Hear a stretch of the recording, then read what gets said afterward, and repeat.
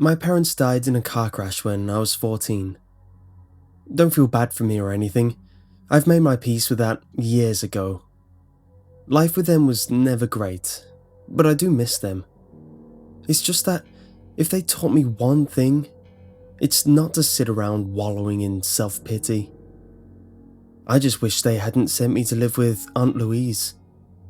Anyone have that one family member that's just a little strange, a little cut off from the rest of the family?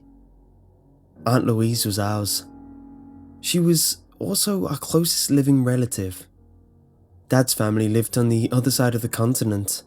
Mom's parents were both dead, and she was an only child. Aunt Louise, her mother's sister actually, so my great-aunt, lived just an hour from where we did. When my folks were alive, we rarely visited Aunt Louise, and to be perfectly honest, I half expected her to refuse to take me in. I was fully prepared to become a ward of the state, or move across the country as soon as I heard that Children and Family Services had contacted her about taking me in. But she accepted.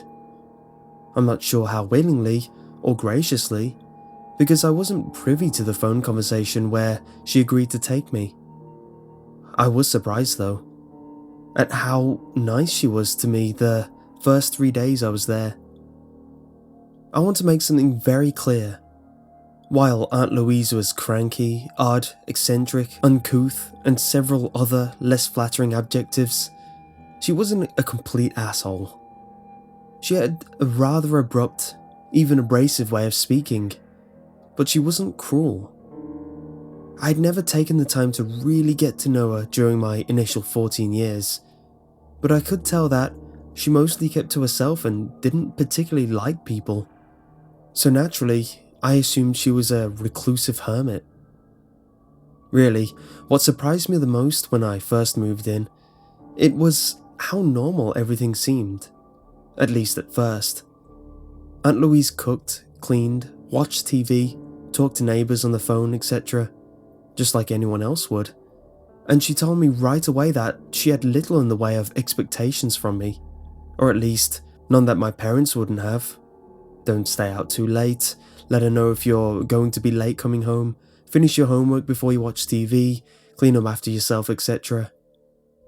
There was one rule, however, that was strange, and it stood out from the other rules in how strange it was. At first I tried not to worry about it. Odd people sometimes have peculiarities. I initially thought that was all this was. I was wrong. She insisted that any time I entered or left a room, I was to shut the door behind me right away. It didn't matter if I was going to be in that room for a few seconds. If I entered a room, I was expected to immediately shut the door, and the same was true if I left. I often forgot this rule in my first week or so there. She never failed to remind me of it. "Shut that damn door," she would yell, at any time I forgot. It never seemed to matter where she was in the house. She could always tell when I had not shut the door just after opening it. Her house was old, and my understanding is that she was not the first owner. She had lived in it since Mom was a girl. I had no idea how old it was. It could have easily been over 100. Judging by its design and layout, it had 2 floors, a basement, and a sub-basement. That last floor threw me for a bit of a loop when I discovered it existed. I was washing a load of my clothes when I noticed the door, closed, naturally, in the far wall of the utility room. The basement was unfinished, with mostly dirt flooring and bits of bobs stacked or piled or shelved everywhere. The only room you could really walk through without fear of stepping on something or knocking over a stack of pile was this laundry room, which was also the only tiled floor down there. The door I found in the basement had a board laid across it, easily movable. It was as if Aunt Louise wanted a board there, but not one she couldn't get past, if need be. My curiosity overtook me the second time I saw it, and I slid the board away from the door and tried it. It was locked. This didn't strike me as strange right away. That is, until I realized that this was the only room in the house, other than the doors leading outside, that Aunt Louise kept locked. I asked her about it one day. She was cooking. "The door in the basement?" she answered. "That's the sub-basement. Not much down there. I mainly keep my preserves down there. It's cool enough for them to keep." "Right," I answered. This didn't really explain why she kept it locked. "So, if I ever wanted to take a look around down there..." "For the love of Christ, boy, why would you want to do that?" I noticed with that response that her face had changed. Aunt Louise mostly wore the same expression, a scowl, like someone had tracked mud on a freshly shampooed carpet. Again, she wasn't as nasty as her expression indicated, but it was the expression she was most used to making, apparently. But when she responded to my desire to see what was behind that door, her eyebrows raised and her mouth quivered for just a second before answering. It was so slight, others might not have noticed it, but by that time, I knew enough about Aunt Louise to equate that with a scream of horror. I knew then that I had to see what was behind that door. I've always been the curious type, you see. I've never been able to stay away from something that aroused my curiosity, even if my good sense told me better. I wanted nothing more after that than to see what was in that sub-basement. But how was I to get around the lock? That was going to be an issue. Aunt Louise kept all her keys on a single ring. There weren't that many of them, but I figured if the key to that sub-basement was anywhere, it was there. I just had to find a way to take it from her. This turned out to not be so simple. For one thing, it was not possible to get around the house without being heard. I couldn't sneak from my bedroom to hers in order to sneak the keys without opening and closing all the doors between us. Mine, the door in the far part of the hallway, and hers. Believe me, even if I simply left all the doors open, she somehow knew. I once had to go to the bathroom in the night, and I forgot to close the hallway door. I just made it to the bathroom when I hear her yell, even while asleep. "Shut that damn door!" I hurriedly turned back and went to close the hallway door, forgetting to close the bathroom door, and I heard it again. "Shut that damn door!" For that matter, Aunt Louise's room had a squeaky door that also had a catch to it, so when she opened it, it sounded like a long squeal. There was no opening of her door without her noticing. So I forgot about the sub-basement door for a while. I placed my curiosity on the back burner and just tried to get along with the taciturn old woman for a while. Life got a bit easier. As long as I remembered to keep all the doors shut at all times, the two of us got along famously. She didn't even get in my face about things, and I didn't get in hers. It was a pretty silent house, but one that I got used to living in. I didn't even think it was strange anymore that every part of the house that won access through a door always had its door shut. It would have struck me as more odd if any doorway was ever left open. Which brings me to the day Aunt Louise fell asleep while watching The Price is Right. It was a summer day and pretty hot. Louise was slightly less worried about windows being open than doors, but she still tended to only open one at a time, and today she had just one open.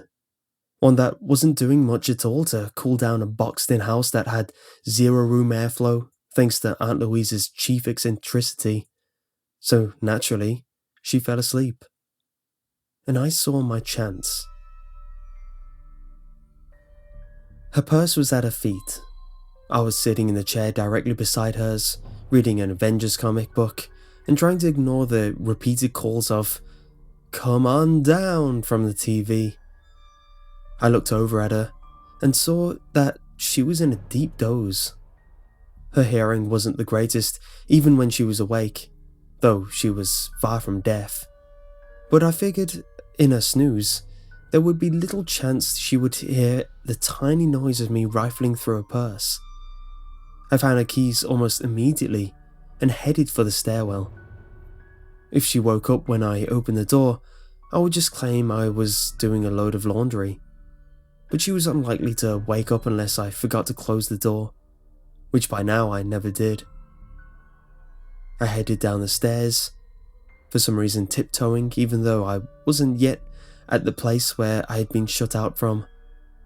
I felt absurdly guilty, despite the fact that Aunt Louise had never expressly forbidden me from doing what I was now doing. The door to the basement was closed, of course, but unlocked as always. I ducked through and closed it, waiting a few minutes, listening for shifting of Aunt Louise's frame in her chair, indicating she was getting up, or perhaps a voice calling to ask why I was in the basement. Quietly, I crept for the laundry room, opened the door, and closed it just as quick, slipping inside. I felt for the chain pull for the light and pulled it. Low, eerie light flickered through the room. I'd never thought of the lighting here as eerie before, but I did now. There was something about this entire endeavor that felt wrong, but my curiosity overrode my sense of caution, and I crept forward to the door and slid the board away from it. Aunt Louise had apparently put it back in place after the last time I had done this. The question of why she had done so played in my brain for a moment, but I ignored it and brought out the keyring. I found the right key on the third try and heard a loud chuck of the lock sliding away. I froze, heart beating in my chest, waiting to hear a cry from upstairs. Nothing. The door opened silently as a ghost. There wasn't any light to illuminate the staircase beyond. I didn't even see a chain pull for the light on the stairs. My brain was screaming at the rest of my body to turn around and forget this little endeavor, but I paid no heed and crept down the stairs, feeling along the wall for guidance. It turned out there was a tiny amount of light coming through vents in the ceiling. It wasn't much, but I could see that there was a pull-string light just a few feet from the foot of the stairs. Stupid place to put it. It should be at the landing. But I walked down what appeared to be a fairly compact hallway and pulled the string. If possible, the light that flickered on was lower than the light from the laundry room. I could barely tell I'd turned it on. I looked around and saw that, indeed, Aunt Louise had rows of preserves down here. I was somewhat disappointed at the mundane answer to the mystery. For a moment, it seemed that the secret sub-basement was exactly what it was supposed to be. Except, I could feel a puff of warmish breeze that should not be possible down on the hard, packed earthen walls and cooler, subterranean air. The sense of wrongness was still there, and still strong. And I realized that the long row of shelves holding the jars ended in a doorway at the end. A doorway that didn't have a door. I crept forward, arms in front of me, stepping carefully. The room beyond the door was dark and smelled musty. I couldn't feel a source of slightly warm air that was brushing against my skin, but I was noticing that the closer I got to that room, the warmer the air became. By the time I was at the mouth of the tunnel, somehow I had started thinking of this place as a tunnel by this time, the air wasn't just warm, it was humid. The smell went from musty to mouldy to something even worse. I was assailed by that sense of wrongness, stronger than ever. I had to get out of there. Why was I walking even closer? There wasn't much light, but I could see the outline of another door on the other side of the room. It was ajar. Seeing a door ajar in Aunt Louise's house was like seeing a shattered window in anyone else's. It was wrong. It was not meant to be. But then, I wasn't precisely in Aunt Louise's house anymore, was I? This tunnel was not built for this house. I knew that in my soul. It was here before, long before. This was a place that had only become attached to Aunt Louise's house by short-sighted builders, unaware of what they had unearthed, what they should have left buried. It took me a moment to realize that the room beyond, the very room I was about to step into, was moving. The light was too dim to see what was happening, but there was motion beyond it. Unceasing, slow, lazy motion. All along the walls, the floor. I could hear a slight squelching noise from its every corner. Things were crawling, expanding their pulpous flesh, and looking at me, daring me to cross that floor and shut the door on the far side, forever closing out what might be coming through it. I heard sucking sounds. Some formless, gelatinous presence stretching and flexed in the darkness. In that moment, a sense of understanding came to me. I was not the first person to stand at this door that could not be closed. Not the first person to see the other door, the one that was not meant to be, standing open on the other side, and knowing that it always would, until someone worked up the courage to cross the threshold and close it. Aunt Louise had not had the courage, so she had fled, and kept every door in the house closed at all times, hoping against hope that keeping her doors closed at all times would alert her when whatever was beyond that damn door finally came for her. I didn't have the courage either. I turned and fled, and never looked back. When I was 16, I moved out of Aunt Louise's and into a halfway house. Once I was 18, I got a job upstate and moved there. I never went back to Aunt Louise's and never called her. Tried hard to not even think about her. But I haven't been successful.